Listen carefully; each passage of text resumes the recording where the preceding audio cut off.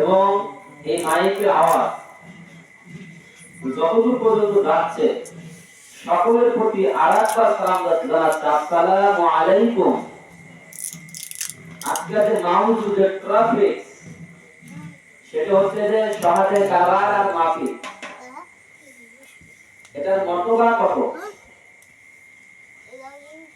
কারণ আজকে এই শহাদে কারবার আর মাহফিল, আজকে এই মহরমকে আজকে বলা হয় যে এটা না যায়। কারণ আমাদের সমাজে লাভ, সুদ, ঘুষ এত কিছু হচ্ছে, কোন ইমাম সাহেবদের এগুলি নিয়ে কোনো মাথা গরম হয় না। যাই তুমি কেন লাভ খাচ্ছ? কারণ এই ওয়াজ করলে ওর বেতন বন্ধ হয়ে যাবে। মসজিদের সেক্রেটারি নিজে সুদ খায়, সুদের ওয়াজ করলে চাকরি হবে। কেশিয়ার পিতা মাতা ভাত দেয় না, পিতা মাতা ওয়াজ করলে চাকরি হবে। সে এই ওয়াজ করলে সে বাদ দিয়ে এই লাভ, সুদ, ঘুষ, মারামারি এগুলোর বিষয়ে মোল্লার কোনো মাথামাতি নেই। মোল্লার একটা বিষয় মহরম বেদাত। তার মানে কি শত্রুরা কার সাথে? কাফেরদের সাথে। আমাদের সাথে শত্রুতা না, ওদের শত্রুতা ইমাম হুসাইন আলাইহিস সালামের সাথে। মহরম ইমাম হুসাইনের নাম পাকে, আমার বাপ দাদার নাম পাকে কোনো মহরম হয়নি। কথা বলেন না কেন ভাই? এই কারণে জনাবে মুহাম্মদ রাসূলুল্লাহ সাল্লাল্লাহু আলাইহি সাল্লাম তিনি মিশকাতুল মাসাবির 30তম পৃষ্ঠা, এই কিতাব যে আলেম পড়ে না, এই কিতাব যে আলেম পড়ে না ও আলেমই হবে না। এই মিশকাতুল মাসাবি এমন একটা কিতাব, দারুল উলুম দেওবন্দিন আলিয়া ওয়াহাবি কওমি সালাফি তাবলীগ জামাতি লা মাযহাবি যত প্রকার মাযহাব রয়েছে প্রত্যেক মাদ্রাসার সিলেবাস দাখিল এসএসসি পরীক্ষার পর আমাদের জেনারেল লাইনে বলা হয় এসএসসি, অ্যারাবিক লাইনে বলা হয় দাখিল। দাখিল পাস করার পর আমাদের জেনারেল লাইনে বলা হয় ইন্টার এবং অ্যারাবিক লাইনে বলা হয় আলেম। এই আলেমের যখন ওঠে তখন এই মিশকাতুল মাসাবি ক্লাস দেওয়া হয়, শিক্ষা দেওয়া হয়। সেই মিশকাতুল মাসাবি 30তম পৃষ্ঠার মধ্যে এসেছে। বলেন তো মিশকাতুল মাসাবি যে গড়া বানাইছে এটা বলা আপনি সেটা বানাইছে না, এই তরিকা এটা বানায় না। এটা রাসূলুল্লাহ হাদিস শরীফ, এই হাদিস আমরাও পড়ি। তোমরা যারা মুহররম পাক মানো না, মাফান পাক মানো না, মরসিয়া মানো না, তোমরাও এই হাদিস পড়ো। তাহলে আমরা পারি, তোমরা কেন পড়ো না? কথা বলেন না কেন? ঠিক।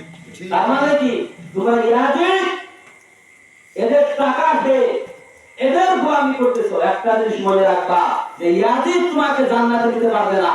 জান্নাতে যদি নিতে পারে একমাত্র ইমাম হুসাইন আলাইহিস সালাতু ওয়াস সালাম জান্নাতে দিতে পারবে। সুবহানাল্লাহ। যে তার গোলামি করে আমরা, যে তার আশীর্বাদ হক।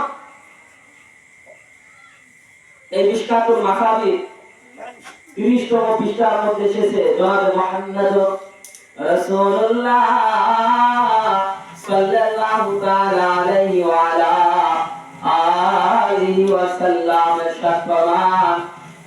ও আমার উম্মতেরা, তোমরা শুনিয়া নাও, বনি ইসরাইলের মধ্যে 72টা কাতার হয়েছিল, আর আমার আশিকার উম্মতের মধ্যে 73টা কাতার হবে। কুল্লুহুম ফিন্নার, বাকি 72টা দল জাহান্নামী হয়ে যাবে। ইল্লা মিল্লাতা ওয়াহিদা, একটি দল জান্নাতে যাবে। বলেন মারহাবা। ইয়া রাসূলুল্লাহ, ইয়া হাবিবাল্লাহ, একটি দল জান্নাতে যাবে। তার মানে কি রাসূল সাল্লাল্লাহু আলাইহি হাদিস থেকে এটাই প্রমাণ হয় ওই 73টা কাতারের মুসল্লিরা, 73 প্রকারের দলের লোকরা একই মসজিদে নামাজ পড়তেছে। একই মসজিদে যতই নামাজ পড়ুক না কেন, 73টা কাতার একই মসজিদে নামাজ পড়ে, কিন্তু 73টা কাতার জান্নাতে যাবে না। জান্নাতে যাবে একটা কাতার। বলেন সুবহানাল্লাহ। সুবহানাল্লাহ। তাহলে আমাদেরকে ওই 72 কাতারের মধ্যে যাওয়া লাগবে নাকি ওই এক কাতারের মধ্যে আসা লাগবে?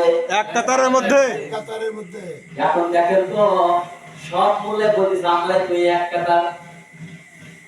সব বলে বলতেছে আমরা ওই এক কাতারের লোক, আমরা জান্নাতি।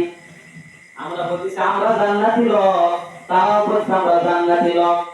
মাঝখান থেকে সাধারণ মানুষ আছে, ভাইয়ের মধ্যে আসলে কোনটা সঠিক একবার মাথা পাক করে, আবার তারপর দিবে না, দরকার নাই, ওই দিক যায় ভুলে যায়, এখানে সবার পরে কোনো আছে কিনা এই কারণে জনাবে মুহাম্মদ রাসূলুল্লাহ সাল্লাল্লাহু আলাইহি ওয়া আলিহি ওয়াসাল্লাম কুরআনুল সাল্লাম বলেছেন, এবং আরো আউলিয়া কেরাম আল্লাহর ওলিরা এবং বড় বড় মুফাসসির কেরামরা তিনাদের কিতাবের মধ্যে বলেছেন একটি কথা জান্নাতি হচ্ছে আহলে সুন্নাত ওয়াল জামাত।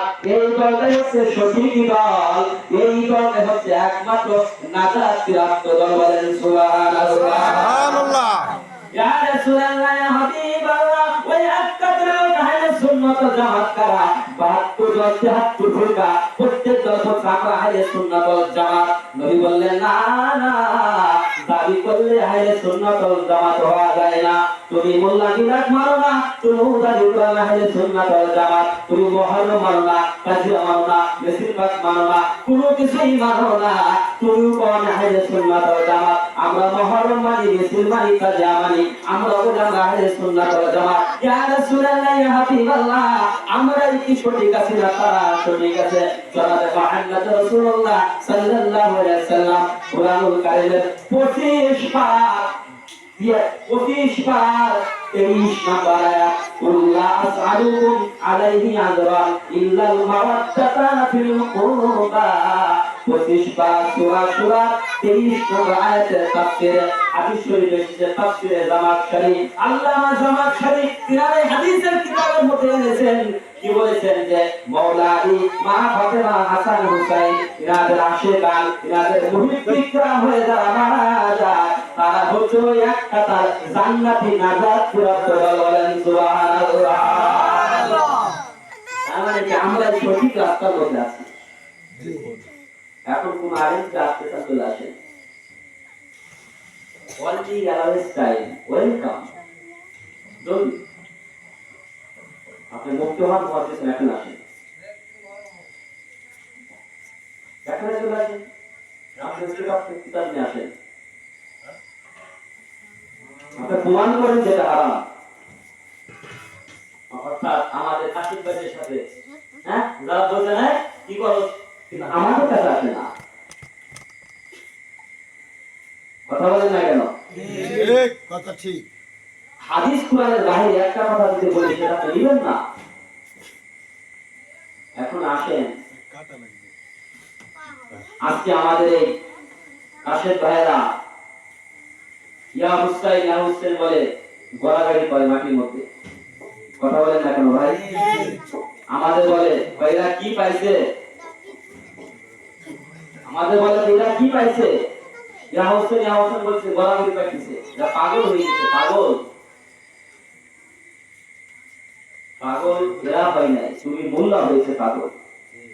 তুমি 2 পৃষ্ঠা পড়েই তুমি খুব চোটের ওয়াজ করো, 2 পৃষ্ঠার খাওয়া হয়েছে না, 2 পৃষ্ঠার খাওয়া নাই তো না না, তুমি চটি ভুল করো, অমুক বক্তা অমুক লেখক তার লেখা 25 টাকা দামের একটা বই পড়ে তুমি খুব বক্তা না, তোমাকে মূল কিতাব পড়তে হবে, দারুল উলুম দেওবন্দ পীর, তোমাকে মূল কিতাব পড়তে হবে, সহিহ বুখারী, মুসলিম, তিরমিজি, সুনানে নাসাই, আবু দাউদ, ইবনে মাজাহ, মিশকাতুল মাসাবি, কথা বলেন না কেন? ঠিক। এই 6 কিতাব তোমার কাছে থাকতে হবে।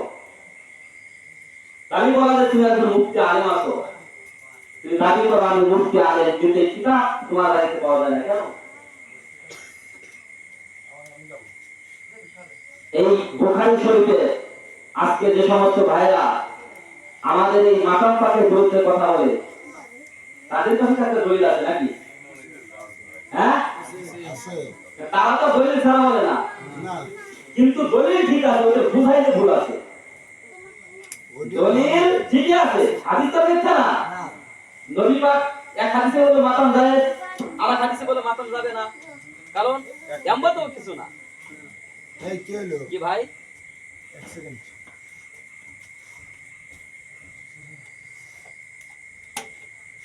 ঠিক ঠিক কি না?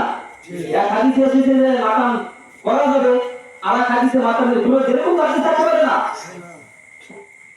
এখন আসেন, তারা আমাদের সহিহুল বুখারী শরীফের 1294, 96, 97 নাম্বার হাদিস আমাদের মাঝে 1298 নাম্বার হাদিস, এই হাদিসগুলো উল্লেখ করে।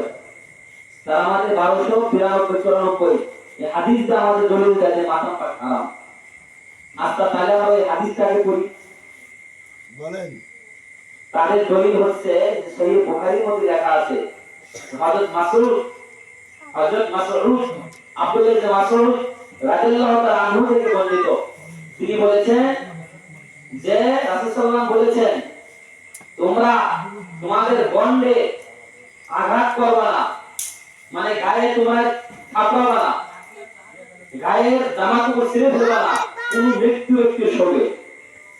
তাহলে সে কি মুসলমান না? এটা তারা বোঝাচ্ছে। আচ্ছা, ওই আলেমকে আমরা বলতে চাই, যেখানে কার ছায়া যেটা মৃত্যুর সঙ্গে, মৃত্যু ব্যক্তি কোন ব্যক্তি? তাই ইমাম হোসেনকে কি উনি কি মাটির সাথে বলে বলে বসে আছে না? এই আকীদা যে ইমাম রাখবে ওর কাছে নামাজ হবে না, ও কাফের হয়ে যাবে। যে ব্যক্তি বলবে ইমাম হোসেন, যে মোল্লা বলবে ইমাম হোসেন আলাইহিস সালাতু ওয়াস সালাম মাটির সাথে মরে পচে গলে আছে, ওর কাছে নামাজ হবে না। আর আত্মীয় তো দূরের কথা, বলি ভাই কথায় কথায় আপনারা কাফের বলেন, ওহাবি বলেন, দলিল কি? সূরাতুল বাকারা 154 নম্বর আয়াত। কত নম্বর আয়াত? 154। সূরা বাকারা 154 নম্বর আয়াত এবং সূরাতুল আলে ইমরানের 169 নম্বর আয়াত। আল্লাহ রাব্বুল আলামিন সূরা বাকারা 154 নম্বর আয়াতে বলতেছেন, ওয়ালা তাকুলু লিমা ইউক্তালু ফি সাবিলিল্লাহি আমওয়াত বাল আহইয়াউ ওয়ালাকিন লা তাশউরুন। এই কোরআনুল কারীমের বলেন যদি না থাকে, চ্যালেঞ্জ হবে আপনার সাথে, যদি না থাকে আয়াত আর অর্থ যদি না থাকে, এখনই বলতে পারেন সূরা বাকারা 154 নম্বর আয়াত, ওয়ালা তাকুলু লিমা ইউক্তালু ফি সাবিলিল্লাহি আমওয়াত। আল্লাহ পাক বললেন, যারা আল্লাহর রাস্তায় জীবনকে বিলিয়ে দেয়, জীবনকে কোরবানি করে দেয়, আল্লাহর রাস্তায় মারা যায়, জীবনকে উৎসর্গিত করে দেয়, তাদেরকে তোমরা মৃত্যু বলিও না। আল্লাহ তাআলা কাছে কি বলবো? ইমাম হুসাইন আল্লাহর রাস্তায় শাহাদাত করেছে নাকি? জি। এটা তো সব বলে একমত। জি। আচ্ছা, আল্লাহ কি বলে? তাদেরকে মৃত্যু বলিও না। তাহলে আল্লাহ কি বলবো? একটা কিছু বলা লাগবে নাকি? অবশ্যই। আল্লাহ পাক বললেন, বরং তারা জীবিত। তারা কি জীবিত? তোমরা এটা কি উপলব্ধি করতে পারো না? কে ভাবতে পারে ঘটনা আসলে হয়ে গেছে, আসলে তোমাকে মারা হলো, ওনাকে কেন মৃত্যু বলা যাবে না? আল্লাহ পাক নিজে বলেছে এরকমও ধারণা করা যাবে না। এটা হলো প্রথম আয়াত এবং সূরা আলে ইমরানের 169 নম্বর আয়াতের মধ্যে আছে, ওয়ালা তাহসাবানা ইল্লাহি। আল্লাহ পাক সূরা আলে ইমরানের 169 নম্বর আয়াতে বলতেছে যে যারা আল্লাহর রাস্তায় বিলীন হয়েছে তাদেরকে তোমরা মৃত্যু বলে ধারণা করিও না, তারা জীবিত। তার মানে আগের আয়াতের সাথে এই আয়াত মিল আছে, কিন্তু এই আয়াতে আবার নতুন একটা কথা অ্যাড হয়েছে। আল্লাহ পাক নতুন একটা কথা বলছে আছে নিচে, কি বলতেছে?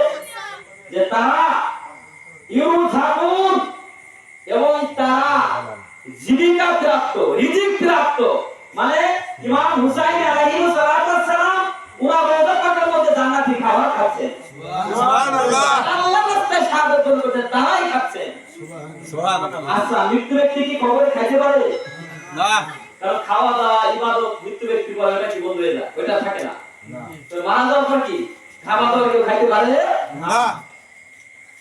এখন যে আয়াতে না থাকে বলেন যে এটা নাই ভাই।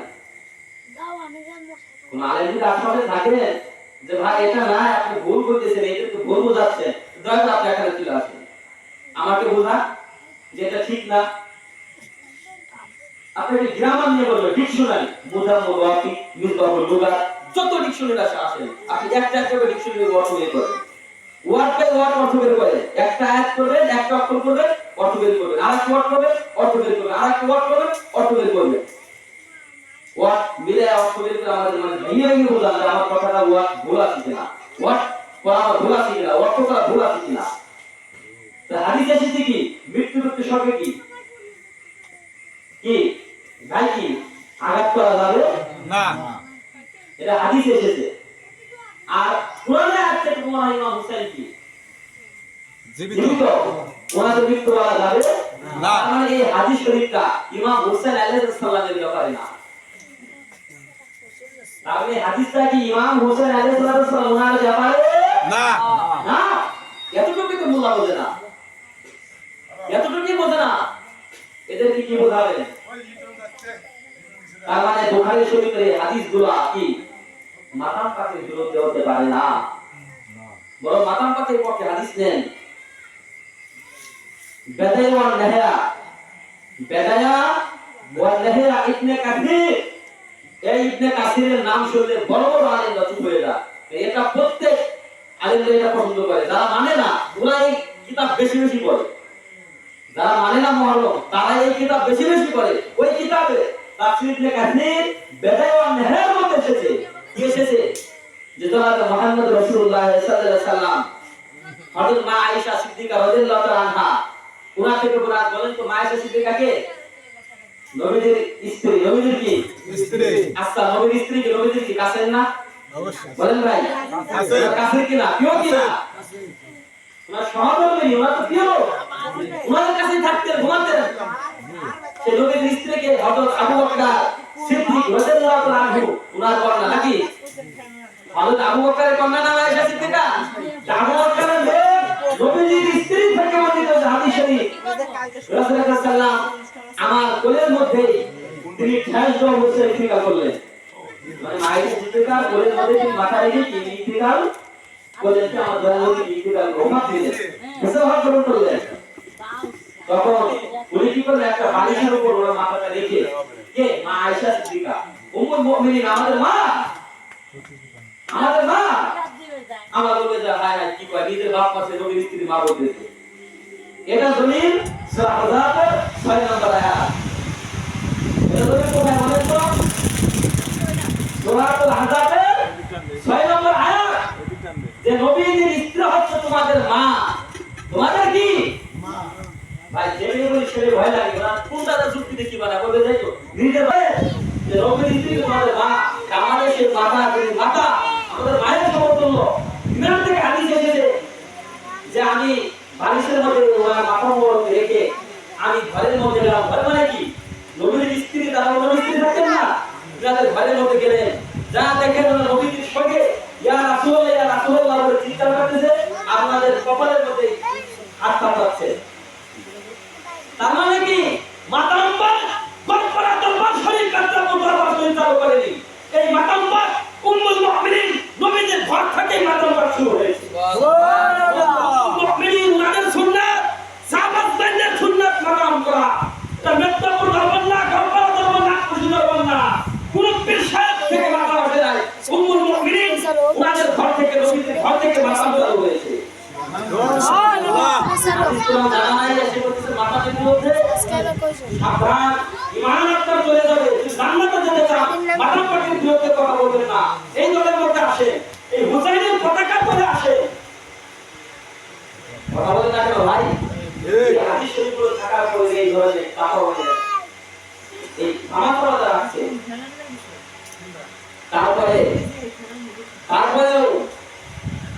তারপরেও আল্লাহ পাক সূরা 25 বার, সূরা 23 বার কুল্লা আসালুকুম আলাইহি আসমান ইল্লা মাওয়াত্তাতা ফিল কুরবা।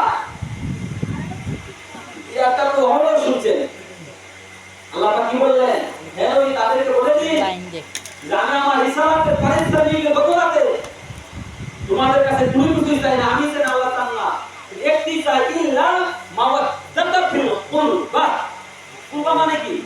কুরবার ব্যাখ্যা বুখারীর মধ্যে এসেছে, আল্লাহুম্মা সাল্লি আলা মুহাম্মদ ওয়া আলা আলি মুহাম্মদ। যে কুরবা হচ্ছে নবীদের আওয়াজ পা, ইমাম হাসান, ইমাম হুসাইন, মা ফাতেমা, মাওলা আলী, কিয়ামত পর্যন্ত মাধ্যমে যত আওয়াজের আসল আসবে এরা হচ্ছে সেই কুরবা।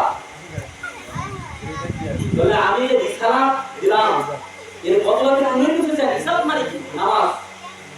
নামাজ দিলাম, রোজা দিলাম, হজ, যাকাত, এই যে তোমাদের শিক্ষা দিলাম, একটা খাটনি হয়েছে না? বলেন না কেন? আমি এই খাটনির বিনিময়ে কিছু চাই না তোমাদের কাছে, শুধু আমার আইনের কাছে ধন্যবাদ করা চাই। তার মানে কি বলেন? একটা লজিক না। ধরেন এই ভাই দোকানদার, এখন ওনার দোকানটা খোলা,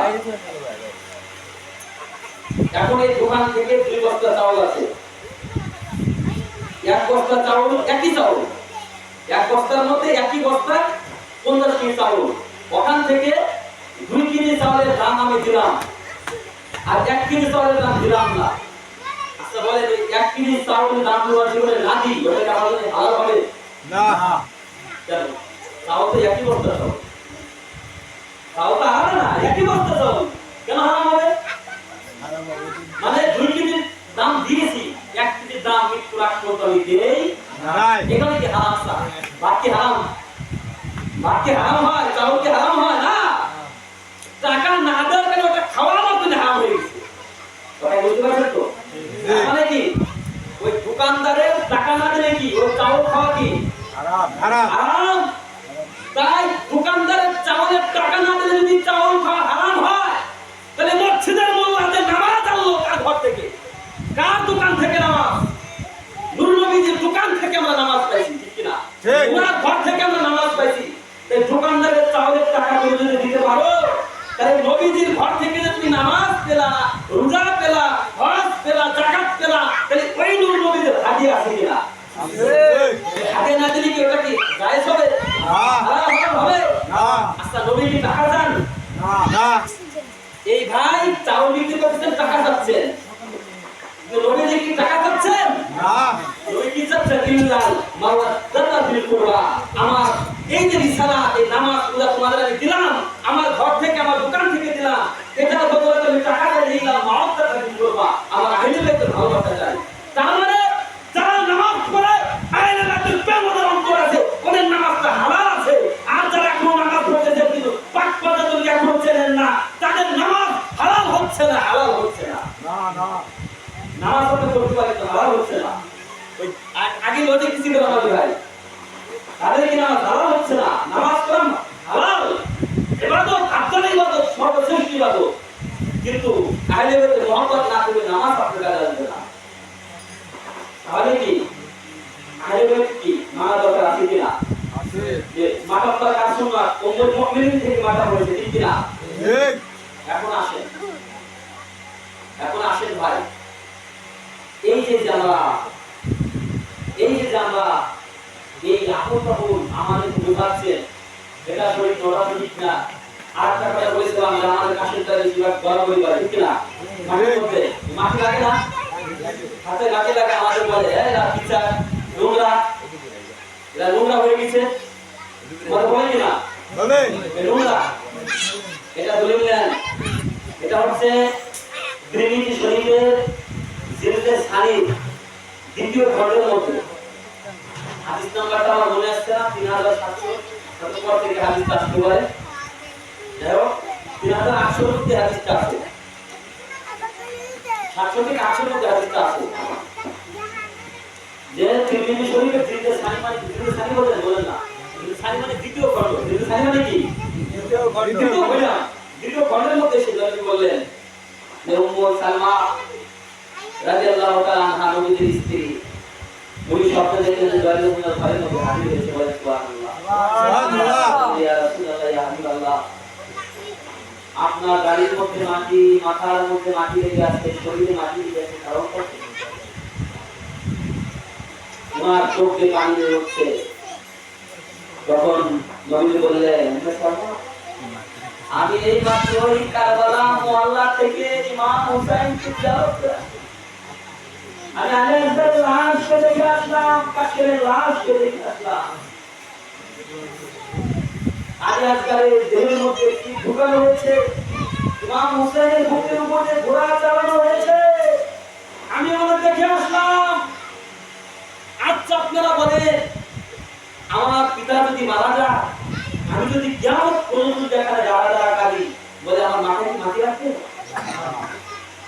ধুলা আসতে পারে, আমি থাকলে ধুলা আসতে পারে, ওটা সারাদিন কি করে যাবে, কিন্তু না দাড়িতে কি কাদামাটি লেগে আছে, তার মানে কি কাদামাটি কি উড়ে উড়ে আসে, তার মানে কি কারবালা মহল্লাতে এই হাদিস থেকে এটাই প্রমাণ হয় যে কারবালা মহল্লাতে আমার নূরের নবী মায়ার নবী ইমাম হুসাইনের মোহাম্মদ ইয়া হুসাইন আরে হুসাইন বলে মাতাম পাক কোলা করে কারবালা মহল্লাতে করেছিলেন, ইয়া হুসাইন বলে কোলা করে করেছিলেন, যার কারণে দাড়িতে মুখে সারা শরীরে কাদামাটি লেগে আছে। কথা বলেন হাদিসের হাকিকত, এটাই হচ্ছে হাদিসের হাকিকত।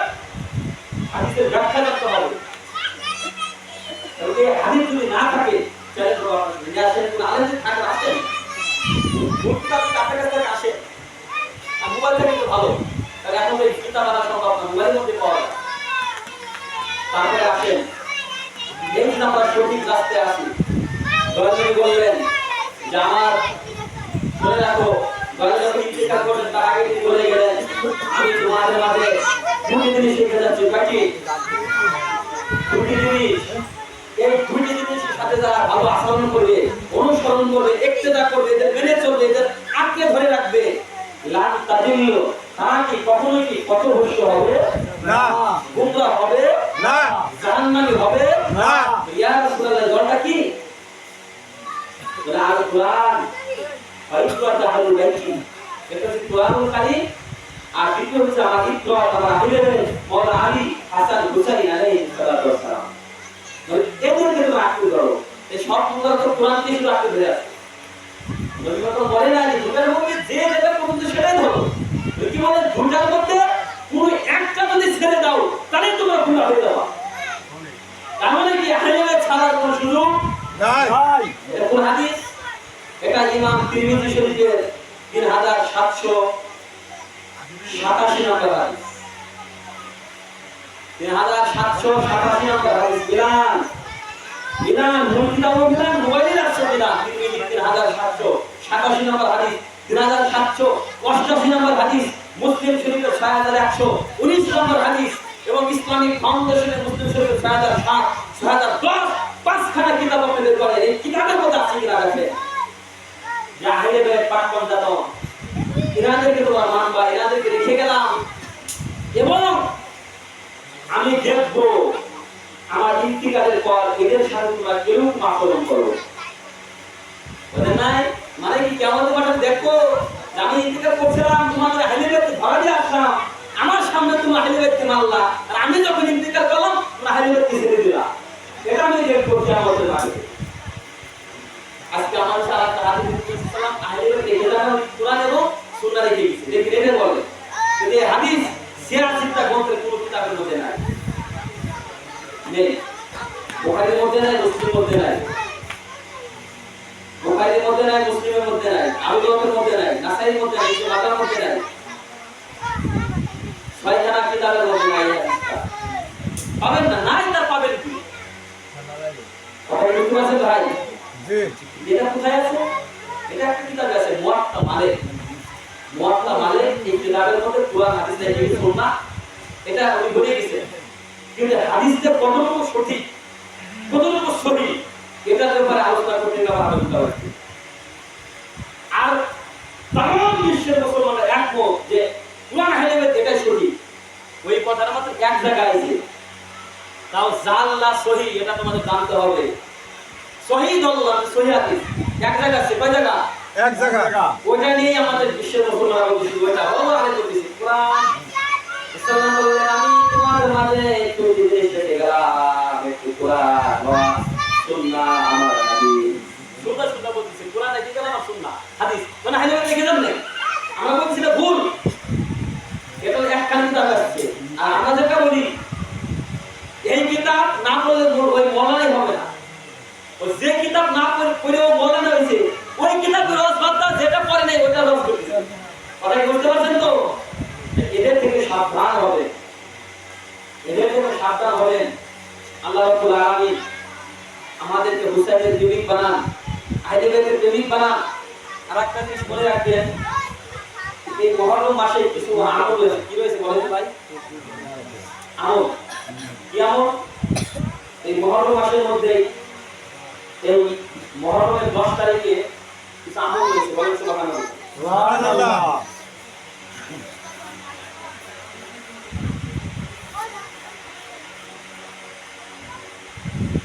মহরমের কিছু কি আমল, ইবাদত, কিছু বন্দিগি রয়েছে। সেটা হচ্ছে কি যে ইহুদিরা আপনার এই 10ই মহরম ঈদের মতো আর কি করতে উদযাপন করতো, ঈদের মতো পালন করতো। তখন কি নামাজ আসে নাই, নামাজ আসে নাই, কোন বড় হয় না, নামাজ বড় হয় নাই। তখন থেকে ইব্রাহিম কি করলেন, তোমরা এই দিন রোজা রাখো, মানে এই মহরম রোজাটা ফরজ রোজার মধ্যে ভেবেই রাখতো। তখন তারা বললেন যে ইহুদিদের সাথে তো আমাদের মিলে যাচ্ছে, আমরা রোজা রাখি চোরাই একই দিন তো। তখন তারা বললেন তোমরা 9 এবং 10 মহরম তোমরা দুটোকে একসাথে মিলে তোমরা রোজা রাখো, সুবহানাল্লাহ। সুবহানাল্লাহ। অনেক ফজিলা, আমরা তার কাছে দিয়েছি 9 মহরম 10 মহরম রোজা থাকার চেষ্টা করো। এগুলোটা খরচ না, করাই লাগবে, তাই না? না করলে গুনাহ নাই, কিন্তু রাখাটা কি ভালো, ফজিলত কষ্ট করা দরকার আছে কিনা বলেন তো, চেষ্টা করবেন। এবং আরেকটা কথা, এটা ইমাম হুসাইনের মহব্বত, আমরা এই তিলাক এই কথাটা আমরা ধরি, এই ধরার আগে ওযু করার চেষ্টা করবেন। আর পোশাক করে ইস্তেঞ্জায় গেলে পানি খরচ করে মারি কিছু ব্যবহার করবেন। এর কারণ কি, আমরা অনেক সময় দেওয়ালে কাশিরা দেখেন, সবাই না 100 কাশির আছে, দুই একজন দেখবেন যে পোশাক করে পানি নেয় না, ওই ভাবে একজন দেখি পানি খরচ করলো না, পোশাক ওখানে চলেছে। অর্থাৎ আপনার কারণে তো আমি টোটালি দলটাদের দরবারকে বদনাম হচ্ছে। অর্থাৎ এরকম কাছে যদি একজন থাকেন ভাই, আমাদের বলা লাগবে না, দরকার করে কারো বলা দরকার নেই, আপনি নিজে তওবা করেন, দাবি এরকম করবো না, ঠিক কি না? ঠিক।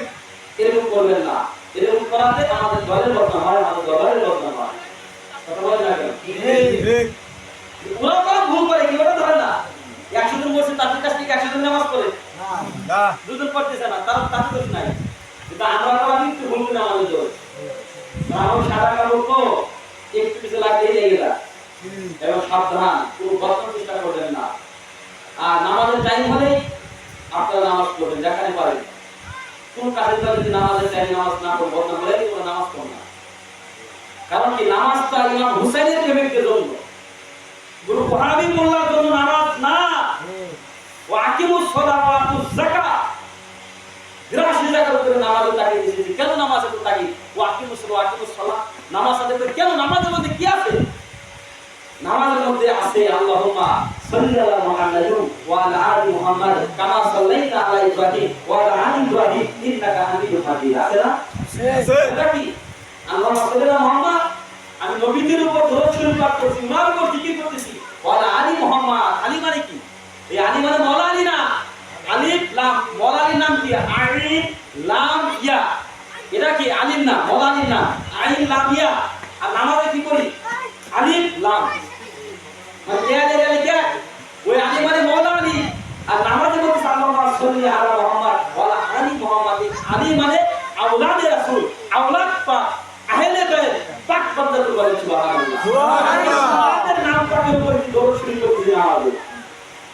ওনাদের নামটা এই কারণে আহলে বাইতের জিকির, ওনাদের মহব্বত নামাজের মধ্যে এসেছে, যার কারণে নামাজকে আল্লাহ রাব্বুল আলামিন সর্বোচ্চ ইবাদত, আফজাল ইবাদত, সর্বশ্রেষ্ঠ ইবাদত বলে ঘোষণা করেছে। তার মানে কি, নামাজ আমাদের জন্য, আহলে বাইতের প্রেম নামাজের মধ্যে।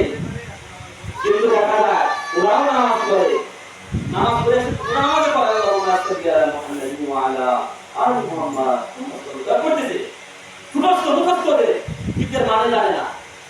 নামাজের মধ্যে আহলে বাইত পাক পর্যন্ত জিকির নামাজে করতেছে, আর নামাজে বাইরে এসে ভাই আহলে বাইত কার পর, কিসের আহলে বাইত রে? পাক পর্যন্ত কার পর, মানে নামাজে পড়তেছে আহলে বাইত, ওনাদের নাম পাক নামাজে পড়ে আসলো, নামাজে বাইরে এসে আমাদের চিনতেছে না। তার মানে এটা কোন নামাজ? ওই ইয়াজিদের নামাজ। ইমাম হুসাইনের গলায় ছুরি চালায়া আল্লাহু আকবার, আল্লাহু আকবার সুন্দর মতন আযান দিয়া মাশাআল্লাহ আল্লাহু আকবার আলহামদুলিল্লাহি রাব্বিল আলামিন,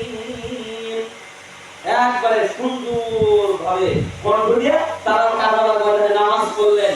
ওই নামাজ আমাদের নামাজ পড়লে এক নামাজ। এই কারণে নামাজ দাঁড়িয়ে পড়েন, সাবধান, দেখে শুনে পড়েন, পারলে না ধপ করে আল্লাহু আকবার বলতে না। আহলে বাইতের মহব্বতে নামাজটা পড়বেন। এটাই আমাদের দরবারের শিক্ষা, ওলি আল্লাহর শিক্ষা, আহলে বাইতের শিক্ষা। এই কাতারে আসেন, এই আল্লাহর ওলিদের কাতারে আসেন, এই মহব্বতের দিকে আসেন, পাকপন্নের দিকে আসেন। তারপরেও সূরা আল ইসরাঈলের ৭১ নম্বর আয়াত আছে, কি আছে? বনি ইসরাঈলের ৭১ নম্বর আয়াত আছে, কি আছে? যে ব্যক্তি যুগের ইমামকে না চিনে মারা যায় ওর মৃত্যুটা জাহিল। যুগের ইমাম কে ছিলেন বলেন না? দয়াল নবী যুগের ইমাম ছিলেন। উনি হচ্ছেন কি? দয়াল নবী। এবং ইমামদের মধ্যে সর্ব ইমাম হচ্ছে কে? মাওলা আলী। ইমাম হাসান ইমাম, আমাদের ইমাম হাসান কে ইমাম, যুগের ইমাম ছিলেন। ইমাম হুসাইন, ইমাম মুসা কাজিম, ইমাম নাকি আছে না? ছয় ইমাম পাকের নাম, এরা হচ্ছে ইমাম। এবং সর্বশেষের ইমাম হযরত ইমাম মাহদী আলাইহিস সালাতু ওয়াস সালাম। মানে ইমাম হুসাইনের আওলাদ পাক, ওনার রক্তের সাথে তার সম্পর্ক, উনি হচ্ছেন সেই ইমাম। উনি হচ্ছে সেই কি? ইমাম। ওই সেই যুগের ইমামকে চিনে যাও। এখন তো ইমাম হুসাইনের আওলাদ পাক যেখানে আছে, ভারতে হোক, বাংলাদেশ হোক, যেখানে হোক, ইমাম হুসাইনের ওনার আওলাদ পাক, ওনার যারা বংশধর, দলিত থাকতে হবে, সাদরা থাকতে হবে। আমি এতটুকু বংশধর, আমার আগে আসছে, এর আগে আসছে, এর আগে এদেরকে দেখাইতে হবে, তাকে দলিত দেখা লাগছে। আস্তে আস্তে আস্তে হুসাইন পর্যন্ত আছে। আর যারা সঠিক না তারা দেখাতে পারবে যে আমার দাদা অমুক অমুক, ৪-৫ পুরুষ দেখাতে পারবে না। আর যারা সঠিক তারা একবার ইমাম হুসাইন পর্যন্ত, ইমাম আমাদের নবীজির পর্যন্ত দেখা দিবে যে এরা আমার বংশধর আছে। আপনারা ঠিক না? সাজারা পাক দেখতে হবে যে উনি যে ইমাম হুসাইনের বংশধর দাবি করে, আসলে উনি বংশধর কিনা। ইমাম হুসাইনের বংশধর যেখানে, আমাদের রাসূল যেখানে, আহলে বাইতের সদস্য যেখানে, সেখানে চলে যান, সেখানে যা সঠিক রাস্তা পান। এবং এটার ব্যাখ্যা এই বনি ইসরাঈলের ৭২ নম্বর আয়াতে আছে। কি বনি ইসরাঈলের কত নম্বর আয়াত? ৭২ নম্বর আয়াতে একটা ব্যাখ্যা আছে কি, যে তারা দুনিয়াতে অন্ধ, তারা আখিরাতেও অন্ধ। কথা কি বুঝতে পারছেন তো? যারা দুনিয়াতে কি অন্ধ, তারা আখিরাতেও অন্ধ থাকবে। মানে বলেন নাই ওই আয়াতের নিচে এটা লেখা আছে কি, আল্লাহ পাক যাদেরকে হেদায়েত দান করেন তারাই কি মুর্শিদ পান, যাদের হেদায়েত দান করেন না তারা কি মুর্শিদ পান না। তার মানে কি? আগে বললেন যুগের ইমামকে চিনে মারা যাও, পরে বললেন কি যারা দুনিয়া থেকে অন্ধ তারা কে আখিরাতে। তার মানে কি যারা দুনিয়ার মধ্যে পীর মুর্শিদ পাইল না, আখিরাতে ওরা অন্ধ। কথা বলেন না মানে আপনি? এই কারণে ভাই সাবধান। আজকে দেখা যায় তুই তো ঘরে ঘরে লালাটা পাঞ্জাবি পরে কারা আমি পাতি রয়েছি, নামাজের টাইমে নামাজ নাই, রোজা থেকে রোজা নাই, কোনো কিছু নাই, টাকা দাও, দেও, খাও, দাও, এর নাম পীর না। ওই দরবারে নামাজ আছে কিনা, রোজা আছে কিনা, ওই দরবারে হক আছে কিনা, ওই পীর নিজে নামাজ পড়ে কিনা, মুরিদের নামাজের হুকুম দেয় কিনা, ওই দরবারে মহরম আছে কিনা, ওই দরবারে মাতাম আছে কিনা, ওখানে মেসির আছে কিনা, টোটাল আপনাকে দেখতে হবে। যদি থাকে ওই দরবার সঠিক আছে দরবারটা। আর যে দরবারে নারায়ে তাকবীর আছে, নারায়ে রিসালাত আছে, নারায়ে হায়দারি নাই, নারায়ে হাসান নাই, নারায়ে হুসাইন নাই, বুঝলেন? ওটা সঠিক না, ওরা রাসূলের নাম কাটা খাচ্ছে। কথা বুঝতে পারছেন তো? আল্লাহ পাক আমাদের তৌফিক দান করুক, আমরা যেন ইমাম হুসাইনের মহব্বত দিয়ে পাঁচ ওয়াক্ত নামাজ, পিতামাতার খেদমত করতে পারি, হালাল হারাম বেঁচে খেতে পারি, ওলি আল্লাহর দামানকে ধরে রাখতে পারি। আজকে ওলি আল্লাহ আমাদের যা বলে আমরা তো শুনি না। কি বলছি এরা যখন মুরিদ করে, বায়াত করা, ঠিক কিনা? ঠিক। তখন অনেক বাক্য দেয় না, এই বাক্যটা আমরা শুনি না। না চলার কারণে আমাদের দরবার হবে বর্জন হয়। এই কারণে তাই মহরম মানে, মাতাম মানে, মরিচা মানে, মহরম মানা কি? আমরা বলি না নূহ আলাইহিস সালাম, নূহ বলি না, ওনার নাম তো নূহ ছিল না, ওনার নামটা আরেকটা ছিল। মানে কেন নূহ বলা হয়? নূহ কেন বলা হয়? উনি মহাপাপ করতেন। মহাপাপ করতেন মানে মাতাম মৎসিয়া গুনাহগারি করতেন। এই কারণে ওনার নাম হয়ে গেছে মহাপাপ। এটা উর্দুতে বলা হয় মহা। এই নহর পাক করতে করতে করতে ওনার নাম হয়ে গেছে নূহ আলাইহিস সালাম। মানে কি মাকাম করা এটা নবীদের সুন্নাত। আল্লাহ পাক আমাদের তৌফিক দান করুন। আমরা যেন ইমাম হোসেনের আশীর্বাদ পেয়ে থাকতে পারি মৃত্যু আগ পর্যন্ত, যেন প্রত্যেক মাসে প্রত্যেক বছরের জন্য আমরা এরকম উদযাপন করতে পারি। মওলা হুসাইন আপনি আমাদের কবুল আমিন। ইয়া নবী সালাম আলাইকা, ইয়া রাসূল সালাম আলাইকা, ইয়া হাবিব সালাম আলাইকা, সালামুল্লাহ আলাইকা, ইয়া আলী সালাম আলাইকা, ইয়া ফাতেমা সালাম আলাইকা, ইয়া হাসাইন সালাম আলাইকা, ইয়া হুসাইন সালাম আলাইকা। পুরন কাহিনী আজত হুসাইনের প্রেমিকরা ভুলেনি, কেন তীর মারলি সীমারে, দয়া নাই তোদের অন্তরে, ইয়া নবী সালাম আলাইকা, ইয়া রাসূল সালাম আলাইকা, ইয়া হাবিব সালাম আলাইকা, সালামুল্লাহ আলাইকা। আল্লাহ ওয়া বিকামালিহি তাশাফাত বিজাহি জামালিহি আসলাত জামিউ বিসালিহি সাল্লাল্লাহু আলাইহি সাল্লাম ইয়া রাব্বুল আলামিন আমিন মুস্তাফা মা জা ইল্লা রাহমাতাল লিল আলামিন।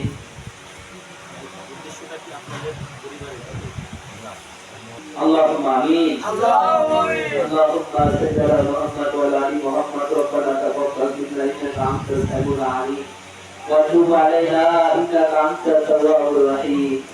ربنا لا تزغ قلوبنا بعد إذ هديتنا وهب لنا من لدنك رحمة إنك أنت الوهاب. رب ارحمهما كما ربياني صغيرا. يا رب العالمين মাহবুব মওলা কে মাহফিল ঘরের মধ্যে হাজিরের প্রেমিক আশিকান আজকে মাহফিল আয়োজন করতে মাহবুব মওলা, আজকের এই মাহফিলের হাজিরা নজর সহায় কারবালার মাহফিলের হাজিরা নজর জনাবে মুহাম্মদ রাসূলুল্লাহ সাল্লাল্লাহু আলাইহি ওয়া সাল্লাম হাদিয়া পৌঁছাবি। আমিন। আল্লাহ হযরত মওলানা মুশরিক ও শাহাদাত মাশাআল্লাহ জান্নাত সালাম আলাইহা।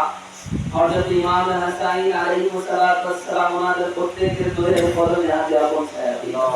আমিন। কারবালা মুআল্লিম ইমাম হুসাইন আলাইহিস সালাতু ওয়াস সালাম কারবালার প্রান্তরে বুকে দেখে তারা রক্ত দিয়েছে তোদের শিশু আয়াতগার আলাইহিস সালাতু ওয়াস সালাম উনাদেরকে কারবালা মহল্লাতে শহীদ করে দিয়েছে, উনার শাহাদাত পূরণ করেছেন। ইয়া আল্লাহ কারবালা মহল্লার ইমাম হুসাইন আলাইহিস সালাতু ওয়াস সালামের প্রত্যেক শহীদের পাক কদম মুবারকে হাদিয়া পৌঁছায় দিন। আমিন।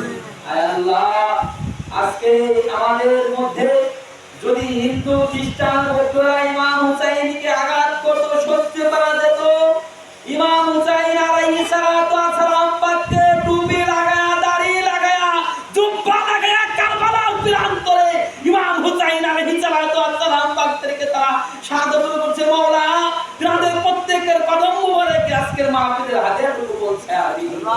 আমিন। ইয়া রাব্বুল আলামিন রব্বুল আলামিন ঘরপাড়া ঐতিহ্যময় দরবার শরীফে যারা শুয়ে আছে প্রত্যেকের ওদের কদমে হাদিয়া পৌঁছায় দিন। আল্লাহ কাদিয়া সিস্টার নকশবন্দের মুজাদ্দিদিয়া হযরত আব্দুল কাদের জিলানী খাজা মঈনুদ্দিন সিস্তি মুজাদ্দিদ আতে সানি শাহাদাত শাফার শাহাদত প্রত্যেক ওলি আল্লাহদের পাক কদমে হাদিয়া পৌঁছায় দিন। আমার দরবারে ভাই সহ যে সমস্ত নাশিকদের আছে মাহবুব প্রত্যেকের মুরাদকে দরবারে কবুল করে নাও। আল্লাহ আমাদের যে ভাইজানরা প্রত্যেক বছর আয়োজন করে আল্লাহ যাদের তৃপ্তির মাটি পড়ে অন্ধকার গহীন কবরে ঘুমায় প্রত্যেকের কবরটা ভাইয়ের মধ্যে সেটা মাফ করে দাও।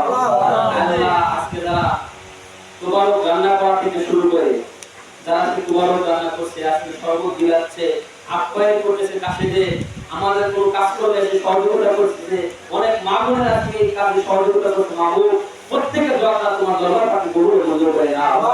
আমাদের কাছের ভাইরা, আমার এক ভাই অসুস্থ আছে সম্ভবত মাহবুব, যে সমস্ত ভাইরা অসুস্থ আছে মাহবুব আইলের উসিলা করে, ইমাম হোসেনের মহরম মাসের উসিলা করে প্রত্যেককে সুস্থতা দান করে দাও। আমাদের পিতা মাতা জীবনের গুনাহগুলি মাফ করে দাও, বন্ধু বান্ধব প্রত্যেকের জীবনের গুনাহগুলি মাফ করে দাও। আমার কাছের ভাইদেরকে ইমাম হুসাইনের পক্ষে থাকা তৌফিক দান করে দাও। আমার কাছের ভাইদের রব্বুল আলামিনের মুনাজাত কবুল করে নাও। কাছের ভাইদেরকে ইমাম হুসাইনের পতাকা করে রব্বুল আলামিন কবুল করে নাও। ইমাম হুসাইনের আশিকান হিসাবে কবুল করে নাও। لخمسة رتبها حز وبين حاكم المصطفى المرتضى وابنهما والفاطمة شاست حسين بنست حسين دين نست حسين سرکار زبردست یزید حق کتنا الہ است حسین یا حسین তুমি বাদশাহ বাদশাহ ইয়া হুসাইন জান্নাতের মালিক ইয়া হুসাইন তুমি নামাজের মূল ইয়া হুসাইন তুমি রোজার মূল ইয়া হুসাইন তুমি হজের মূল ইয়া হুসাইন জান্নাতের বাদশাহ ইয়া হুসাইন তুমি জান্নাতের মাওলা ইয়া হুসাইন ইয়া হুসাইন মাওলা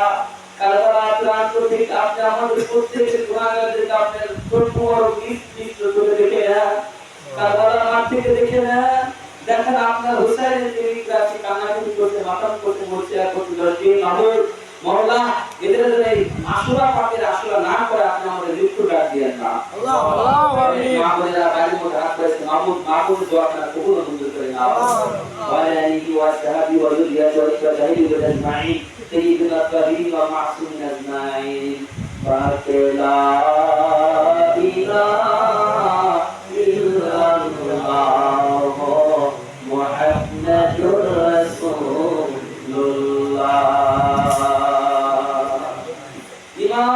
ইমাম কিরশা মোহাম্মদ মুস্তাফা ইয়া আলী মোহাম্মদ মুস্তাফা ইয়া আলী তাকবীর আল্লাহু রিসালাত ইয়া রাসূলুল্লাহ হায়দারি ইয়া আলী হাসান ইয়া হুসাইন ইয়া হুসাইন হুসাইন ইয়া হুসাইন